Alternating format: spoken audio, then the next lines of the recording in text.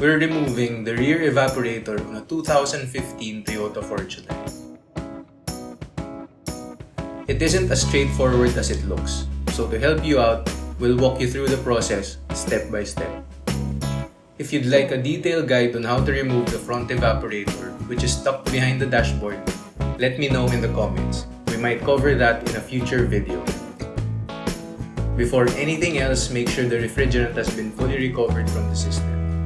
Use a proper AC recovery machine or take it to a workshop to have this done safely and legally. The rear evaporator is located behind the right side interior panel in the cargo area, just beside the third row seat.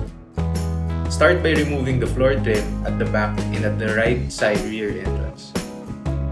You'll also need to take out the third row seat. Locate the two main mounting bolts and remove them using a 14mm socket wrench. If the seat belt is attached, remove the anchor bolt.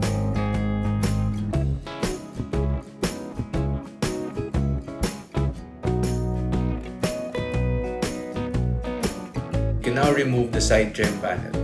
It's held in place with plastic clips. Use a trim removal tool or a flathead screwdriver to gently pry it off. Be careful, some wiring is connected behind the panel.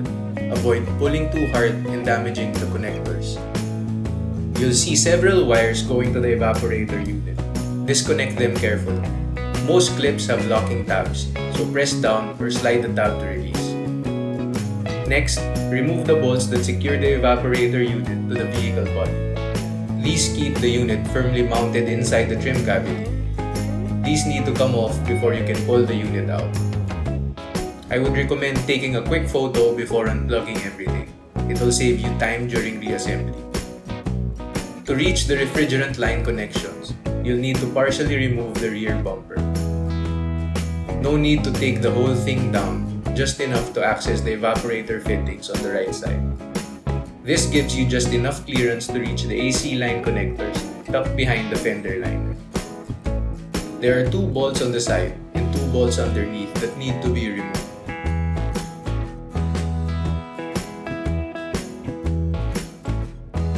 Now that everything is disconnected, you can slide the evaporator unit out. It's a snug fit, so take your time wiggling it free without damaging the surrounding trim. With the evaporator unit out, we're going to test the cooling coil for leaks before reinstalling it. We'll start by pumping it with compressed air and then submerge the coil in water. If there are any leaks, you'll see bubbles. The cooling coil is still in good condition, no leaks and no signs of oil staining or damage. We'll just need to clean it thoroughly to remove any trapped dust or debris, and then it's ready to go back in. And that's how you remove and test the rear evaporator coil on a 2015 Toyota Fortuner. If this video helped you out, give it a like and consider subscribing for more in-depth AC and automotive repair content.